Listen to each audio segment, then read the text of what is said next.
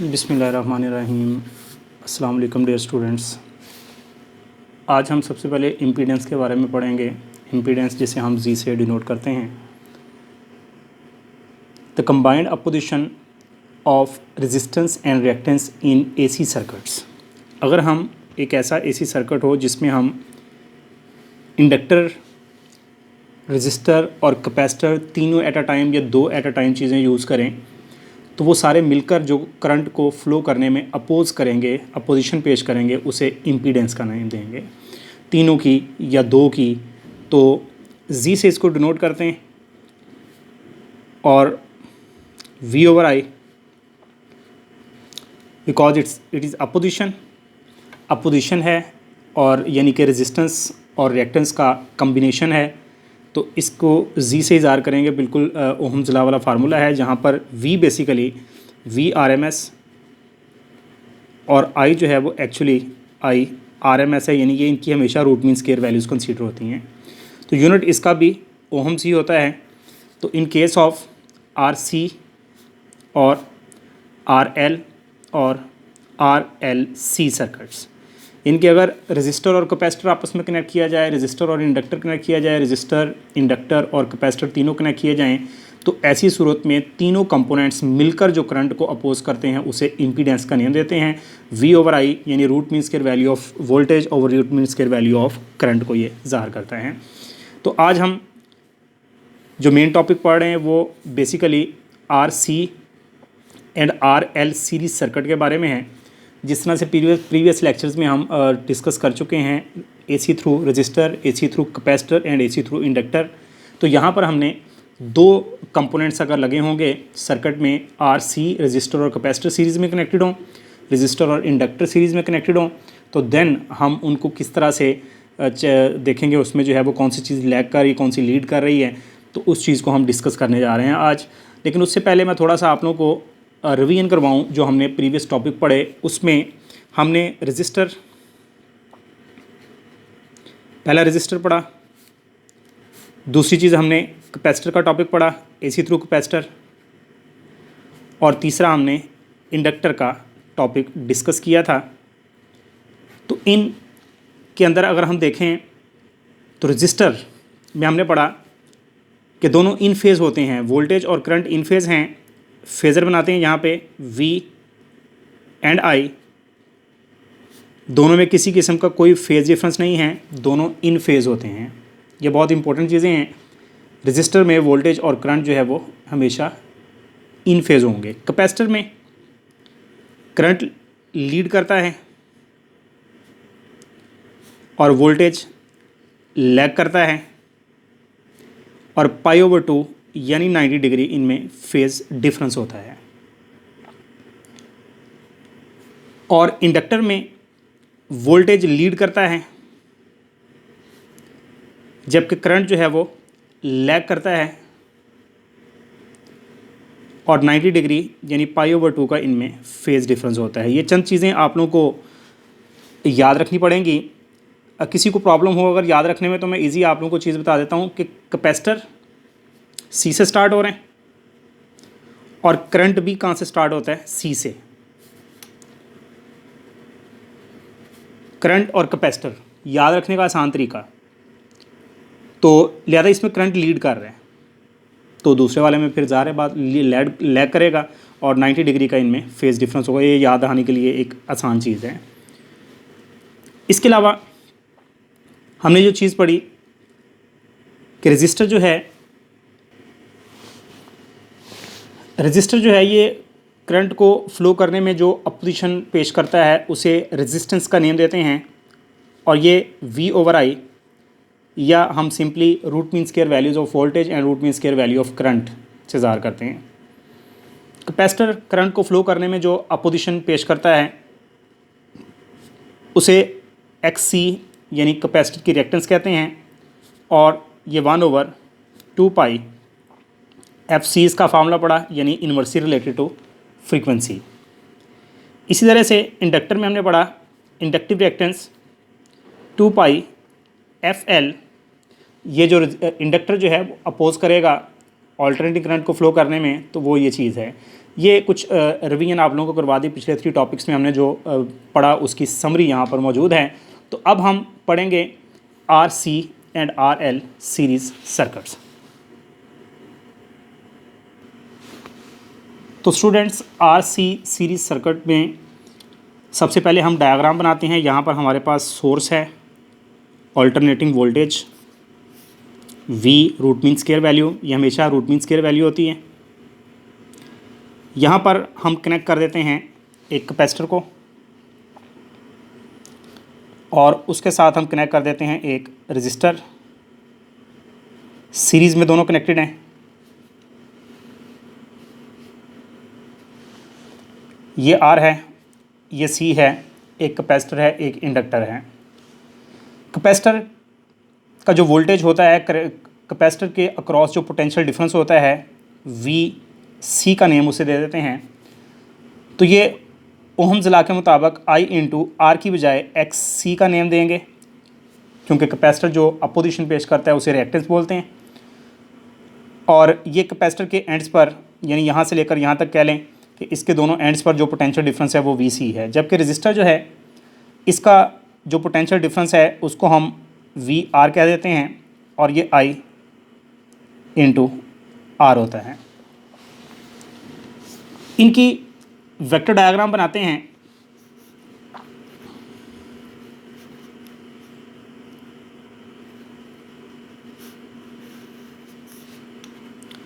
Vector diagram इनकी। तो अभी आप लोगों को बताया गया कि कैपेसिटर और रजिस्टर में पहले बात करते हैं। रजिस्टर में वोल्टेज और करंट हमेशा इन फेज़ होते हैं, यानी कि अगर मैं यहाँ पर ये एक लाइन लगा रहा हूँ वेक्टर फॉर्म में और ये वेक्टर मेरे पास रिप्रेजेंट कर रहा है VR को, तो क्योंकि करंट भी इसी के पैरेलल होगा, क्योंकि इसमें रजिस्टर में वोल्टेज और करंट हमेशा क्या होते हैं, इन फेज़। तो इसी के ऊपर जो है वो लाइन कौन सी आएगी, करंट की। मतलब ये ना सिर्फ वोल्टेज का, ये हमारे पास VR जो कि IR के इक्वल है, ना सिर्फ ये उसकी लाइन है बल्कि ये किसकी लाइन है, आल्सो रिप्रेजेंट करंट। ये करंट को भी रिप्रेजेंट कर रही है। जबकि VC में हमने अभी पढ़ा, कैपेसिटर में करंट लीड करता है, वोल्टेज लैग करता है। तो वोल्टेज लैग करेगा, तो वोल्टेज की लैगिंग अगर हम यहाँ पे दिखाएंगे तो 90 डिग्री के फेज़ डिफरेंस पर ये करंट लाइन हमने ऑलरेडी बना दी है। करंट एक्सिस ये वाला है और इससे लैग करेगा वोल्टेज, करंट लीड करेगा, ये VC हुआ। तो ये इनमें कितना डिफरेंस आया, 90 का। तो ये हमारे पास दोनों के कंबाइन होने की वजह से, दोनों मौजूद होने की वजह से हमारे पास कुछ इस तरह की वेक्टर डायग्राम बनी। तो रिजल्टेंट वोल्टेज, यानी वो वोल्टेज जो कि सर्किट में करंट को पंप कर रहा है, सर्किट में करंट को जो है जिसकी वजह से फ्लो कर रहा है, वो रिजल्टेंट वोल्टेज फाइंड आउट करने के लिए हम इन दोनों को simply head to tail rule के मुताबिक ऐड करेंगे। यानी ये चीज़ पकड़ेंगे, यहाँ पर इसके साथ ऐड की जाएगी हेड टू टेल रूल के मुताबिक VC, और ये इनका रिजल्टेंट वेक्टर होगा जो कि वोल्टेज को ज़ाहिर करेगा, यानी वो वोल्टेज जो कि सर्किट में जिनकी वजह से करंट फ्लो कर रहे हैं। यहाँ पर एंगल फ़र्ज़ कर लेते हैं ये थीटा बन रहा है।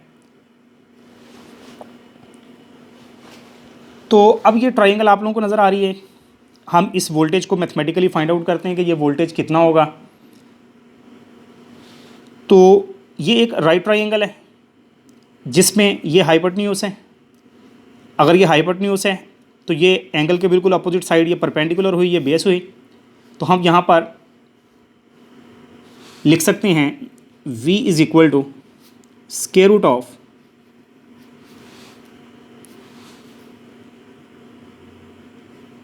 VC square plus VR square. इस तरह से लिखा जा सकता है क्योंकि ये जो वेक्टर है ये VC है और ये वाला जो है ये VR है और ये V है, तो हाइपोटेन्यूज का square, perpendicular square plus base square, Pythagoras theorem, मतलब फिथागोरस, तो वो अप्लाई किया हमने यहाँ पर। तो ये हमारे पास V आ गया, यानी resultant voltage.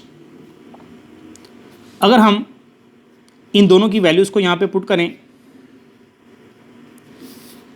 VC I XC, और ये बात हमेशा याद रखें कि ये जो आई है ये हमेशा IRMS है, और हम शुरू में ये डिस्कस कर चुके हैं कि IRMS को यूजुअली हम आई से ही ज़ाहिर करते हैं, IRMS लिखने की ज़रूरत नहीं होती। और ये हमारे पास किसके इक्वल है, IR के, इसका स्केयर। तो आई स्केयर दोनों में से कॉमन अगर लेंगे तो यहाँ पे XC स्क्वायर बनेगा प्लस R स्क्वायर बनेगा, और जब स्क्वायर रूट लिया तो I square root of XC square plus R square. दोनों तरफ अगर आई से हम डिवाइड कर दें तो V over I square root of XC square plus R square. तो यहाँ पे हमारे पास इम्पीडेंस V ओवर आई, दोनों कैपेसिटर और रेजिस्टर ने मिलकर जो अपोज करना है करंट को फ्लो करने में, उसे इम्पीडेंस का नियम देंगे। तो V ओवर आई इम्पीडेंस को रिप्रेजेंट कर रहा है, तो Z हमारे पास आया square root of XC square plus R square. तो बिल्कुल जिस तरह से हमने अभी यहाँ पर ये वोल्टेज के लिए डायग्राम बनाई, वेक्टर डायग्राम, इसी तरह से हम इम्पीडेंस डायग्राम भी बना सकते हैं। Impedance diagram and phase angle, ये हम फाइंड आउट करते हैं। इम्पीडेंस डायग्राम यानी बिल्कुल जी ये वी को रिप्रेजेंट कर रहे हैं, यानी कि ये हाइपोटेन्यूज बनेगा और एक्सी बेस बनेगी और आर जो है ये एक्सी परपेंडिकुलर बनेगा और आर जो है वो बेस बनेगी। बिल्कुल सेम उसी तरह से डायग्राम बनेगी, मतलब जिस साइड पर वोल्टेज है रजिस्टर का वो लाइन जो है वो रजिस्टर को रिप्रेजेंट कर रही है, जिस तरफ वोल्टेज है कैपेसिटर का वो रिएक्टेंस को ज़ाहिर कर रही है। और जब दोनों को हम हेड टू टेल रूल के मुताबिक ऐड करेंगे तो ये इनकी इम्पीडेंस जी को जो है वो ज़ाहिर किया जा रहा है और दोनों में फेज़ डिफरेंस जो है वो थीटा है। ये इनकी इम्पीडेंस डायग्राम है और जिस साइड पे करंट है उसी साइड पर जिस साइड पर रजिस्टर है उसी साइड पर करंट एक्सिस है, यहाँ पर ये क्लियर किया गया। तो ये यहाँ से इम्पीडेंस डायग्राम भी हमारे पास बनती है। तो यहाँ पे अब हम एंगल फाइंड आउट करते हैं थीटा। इस जगह पर हमें नज़र आ रहा है ये डायग्राम जो हमने फर्स्ट बनाई थी वोल्टेज के लिहाज से, कि वोल्टेज अब रिजल्टेंट वोल्टेज यानी जो वोल्टेज इस सर्किट में करंट को सप्लाई कर रहा है, करंट को डिलीवर कर रहा है, वो ये वाला वोल्टेज है रिजल्टेंट वोल्टेज। तो ये वोल्टेज लैग कर रहा है और करंट लीड कर रहा है और इनमें डिफरेंस कितना है, थीटा, फेज डिफरेंस। तो it is clear that V lag कर रहा है the current by an angle theta. V lag कर रहा है या करंट जो है वो लीड कर रहा है, बात एक ही है। तो ये जो फेज़ एंगल है इसे हम फाइंड आउट करते हैं। तो यहाँ पे उसी ट्रायंगल में अगर हम टेन थीटे का फार्मूला अप्लाई करें तो tan theta is always equal to perpendicular over base. तो परपेंडिकुलर हमारा क्या हुआ, VC, और बेस हमारे पास क्या चीज़ आई, VR। अगर हम यही फेज़ डिफरेंस जो है इम्पीडेंस डायग्राम से फाइंड आउट करना चाहें तो भी कोई इतना इशू नहीं है, उस तरीके से भी हम फाइंड आउट कर सकते हैं। VC की वैल्यू पुट करें, I XC VR I into R, ये कैंसिल हुआ तो टेन थीटा इक्वल आया XC is always equal to 1 over omega C, तो 1 ओवर ओमेगा C R। और अगर ये हम थीटा फाइंड आउट करना चाहेंगे तो tan inverse 1 over omega C R। तो this is the phase difference between voltage and current. तो ये RC सीरीज सर्किट के बारे में आप लोगों को एक्सप्लेन किया गया।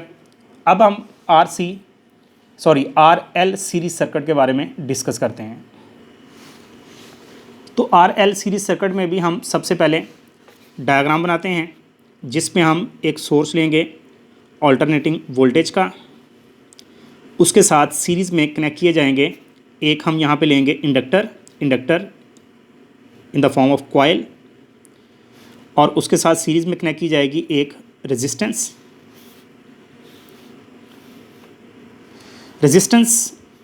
आर एंड इंडक्टर एल, और ये ऑल्टरनेटिंग वोल्टेज का सोर्स है हमारे पास।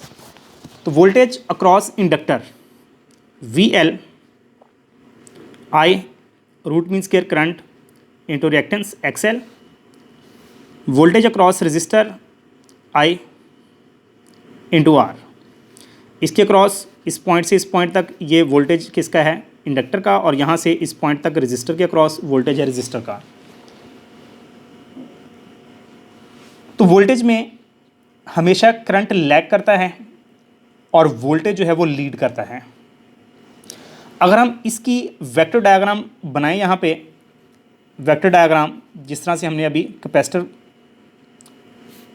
और रजिस्टर के सर्किट में देखा, तो सबसे पहले रजिस्टर में वोल्टेज और करंट दोनों हमेशा इन फेज होते हैं। तो अगर मैं यहाँ पर एक लाइन जो है वो ड्रा करता हूँ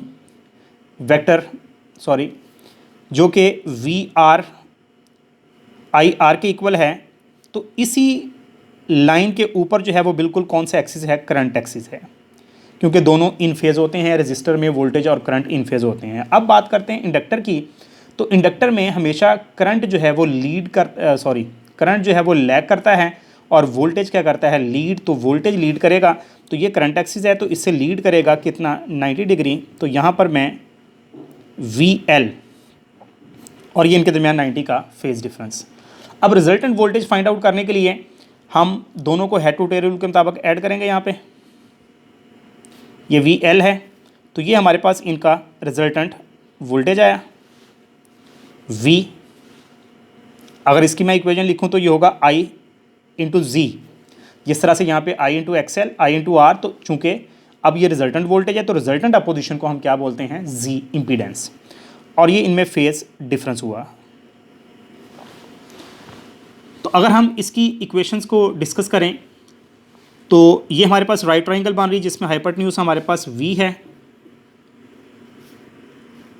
तो मसला फिसागोरस उसे अगर इस्तेमाल करें तो यहाँ पर आएगा V R square plus V L square, और इनकी वैल्यूज़ अगर पुट की जाएं, I R whole square, I X L whole square, तो ये बन जाता है I square common R square plus X L square. जब हम स्क्वायर रूट लेंगे तो स्क्वायर कैंसिल होगा, तो square root of R square plus X L square. बिल्कुल पहले की तरह से आई को दोनों तरफ जब डिवाइड किया जाएगा तो R square plus X L square आ जाएगा, और यहाँ पर हमारे पास आ जाएगी इम्पीडेंस, सर्किट की इम्पीडेंस आ जाएगी, यानी जी वी ओवर आई, जी को ज़ाहिर कर रही है तो ये I square root of R square plus X L square. तो अगर हम ये हमारे पास वी ओवर आई जो कि जी को रिप्रेजेंट कर रही है, उससे हमारे पास ये इक्वेशन आई है। तो इस इक्वेशन की मदद से हम इम्पीडेंस डायग्राम बना सकते हैं।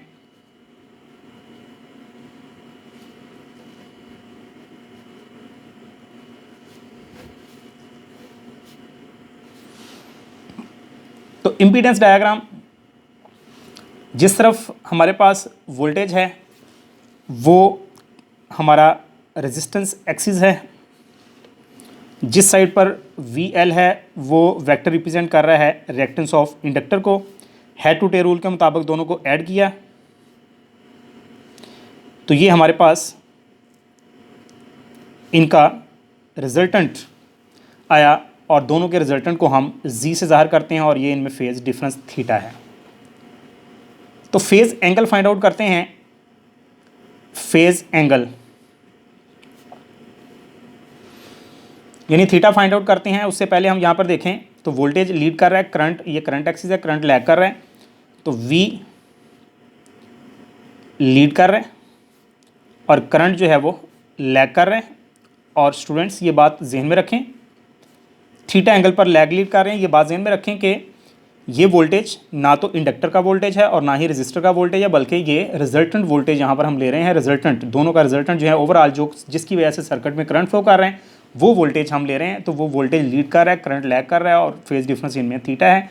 थीटा फाइंड आउट करने के लिए हम इसी डायग्राम को यूज़ कर लेते हैं। टेन थीटा हमारे पास परपेंडिकुलर ओवर बेस, तो perpendicular is X L and base is R. So theta equal आया टेन इनवर्स एक्स एल हमेशा omega L divided by R. तो this is the phase difference between voltage and current. तो ये था are L series circuit. थोड़ी सी इनकी हम summary जो है वो डिस्कस करते हैं इनकी हम, और आज के लेक्चर में जो जो हमने पढ़ा उसको देखते हैं क्या पढ़ा। तो स्टूडेंट्स, आर सी सर्किट में हमने पढ़ा कि इसकी जो V है रिजल्टेंट वोल्टेज, वो फाइंड आउट करने का फार्मूला है आर स्क्वायर प्लस एक्स सी इसका स्क्वायर।